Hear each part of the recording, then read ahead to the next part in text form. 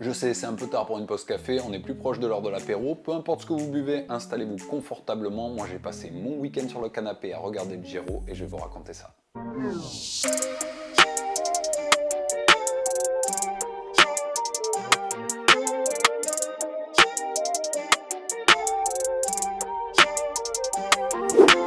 Débutons par un petit résumé introductif. Primoz Roglic remporte ce Giro d'Italia version 2023. Si je vous avais dit ça il y a un mois, vous m'auriez dit oui, normal, il fait partie des deux big favoris avec Remco. Mais le scénario n'a pas été et de loin celui que l'on pouvait dans un sens espérer ou dans un autre imaginer. Ce Giro comporte évidemment au global pas mal de déceptions d'un point de vue de la bataille pour le général, mais vous allez voir également beaucoup de satisfaction. Et bien c'est aujourd'hui le thème de cette émission. Je vous donne mes coups de cœur et mes déceptions en commençant par celle-ci pour finir sur du positif évidemment.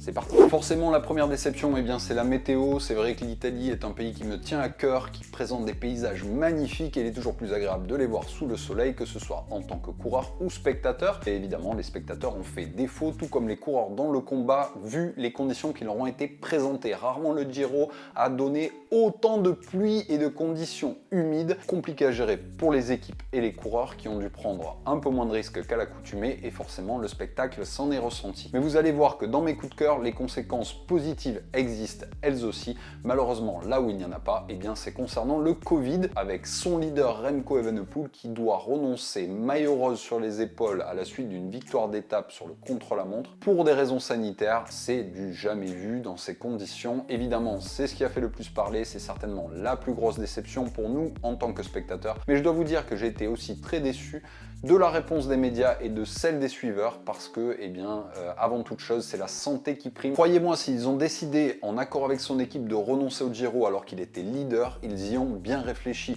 Pour avoir beaucoup parlé et échangé avec des membres de staff d'équipes professionnelles, il y a des vraies raisons médicales avec des lésions cardiaques qui ont été observées chez certains athlètes qui ont trop poussé la machine. C'est la raison principale pour laquelle aucun risque n'a été pris avec Remco. Il a sa carrière devant lui et il a déjà risqué gros sur un vélo. Derrière, eh bien, un spectacle pouvait être attendu avec une bagarre ouverte entre un Team Ineos au leader multi-facettes et d'autres outsiders. Ma deuxième grosse déception, c'est Tao Geoghegan qui lui aussi était dans la forme de sa vie pour avoir eu l'occasion juste avant le départ de ce Giro de discuter avec Tarling qui est son jeune coéquipier chez Ineos.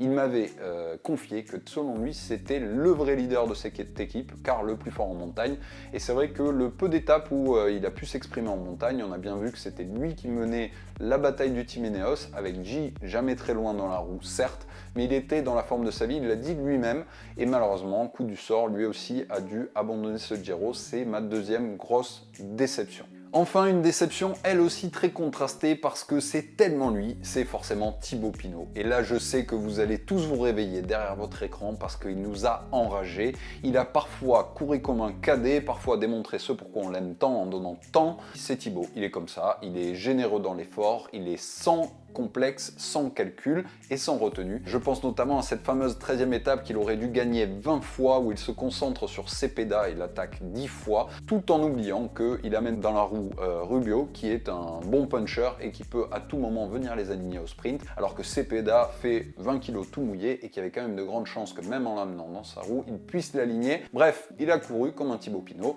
C'est à la fois ses qualités et ses défauts, c'est la raison pour laquelle on l'aime tant. C'est quelqu'un qui est vrai et entier, à la fois sur un vélo et en dehors. Bravo Thibaut, malgré tout pour ce grand tour. Pourquoi ? Eh bien parce que je pense que la conclusion est la meilleure. Tu nous offres un top 5 et un maillot de la montagne que Thibaut n'avait jamais ramené dans sa carrière. Imaginez-vous, Thibaut Pinot n'a jamais ramené un maillot de meilleur grimpeur. Pourtant, selon moi, c'est l'essence du personnage. C'est un maillot qui lui va si bien. Je préfère à choisir qu'il ramène ce maillot et ce top 5 plutôt qu'une victoire d'étape qu'il avait d'ailleurs déjà conquise en 2017 sur le Giro, la collection étant déjà bien garnie. Tant pis Thibaut, merci encore pour les émotions, qu'elles aient été positives ou négatives, c'est ça Thibaut Pinot, il ne laisse personne indifférent, jamais, à aucun moment. Merci pour ça, on t'aime. Je termine là-dessus sur les déceptions, puisque finalement celle-ci n'en est pas vraiment une, vu qu'il termine avec les honneurs ce Giro auquel il tient tant, et je vais passer aux grandes satisfactions, et vous allez voir qu'il y en a de nombreuses, à commencer par les échappées.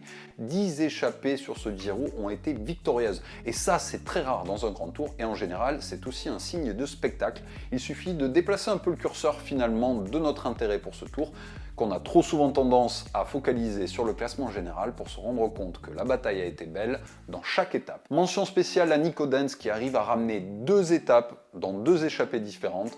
Gagner une étape sur un grand tour lorsqu'on est échappé, c'est déjà pas simple, et ça les pros vous le diront. En gagner 2 sur la même édition, dans les mêmes conditions, sans être sprinter ou leader pour le classement général, chapeau Nico. Forcément, Aurélien Paré-Peintre se devait d'être dans ma liste des satisfactions grâce à sa victoire magnifique lors de la 4e étape. Vous avez suivi dans ma première pause café sa préparation en altitude ici sur les pentes de l'Etna en compagnie de Mika Cherel. Eh bien, il a concrétisé très rapidement sur ce Giro alors qu'il était attendu grâce à une magnifique victoire d'étape. Mais attention, j'ai noté Paré-Peintre dans ma liste, mais Paré-Peintre au pluriel, parce que Valentin, qui lui aussi découvrait le Giro, mais lui découvrait son premier grand tour, n'a pas démérité. Il a accompagné son frère sur de nombreuses échappées, notamment décroché un top 5 sur une étape. Et pour moi, c'est l'un des coups de cœur de ce Giro, en ayant également, évidemment, une pensée pour Mika Cherel, qui lui a beaucoup souffert durant ce grand tour. Il avait beaucoup investi dans la préparation et comme toujours, il était au soutien de son leader, que ce soit physiquement ou mentalement.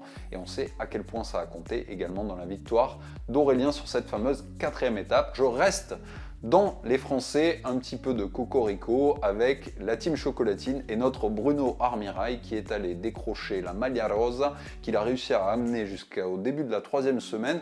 Et bien ça, c'est aussi un bel exploit parce que porter un maillot de leader sur un grand tour, c'est pas donné à tout le monde. Le porter à l'approche de la dernière semaine, et bien ça démontre un gros moteur, si tant est qu'il fallait le démontrer pour Bruno Armirail, qui est quand même champion de France de la discipline du contre-la-montre. En tout cas, bravo à Bruno, c'est aussi un de mes coups de cœur sur ce Giro. Avant de me faire traiter de chauvin, évidemment, je vais parler d'étrangers. Derek G est mon coup de cœur numéro 1 sur ce Giro. Ce mec-là a explosé, il a exposé sa classe au monde entier et surtout il a exposé son envie, sa détermination et son panache avec malheureusement pour lui une réussite relative puisqu'il repart avec 4 deuxièmes places d'étape. Par ailleurs, il termine aussi deuxième de 2 classements annexes qui sont celui de la montagne et celui par points. C'est vous dire si ce mec-là a été à l'avant pendant tout ce Giro et ce malgré les conditions.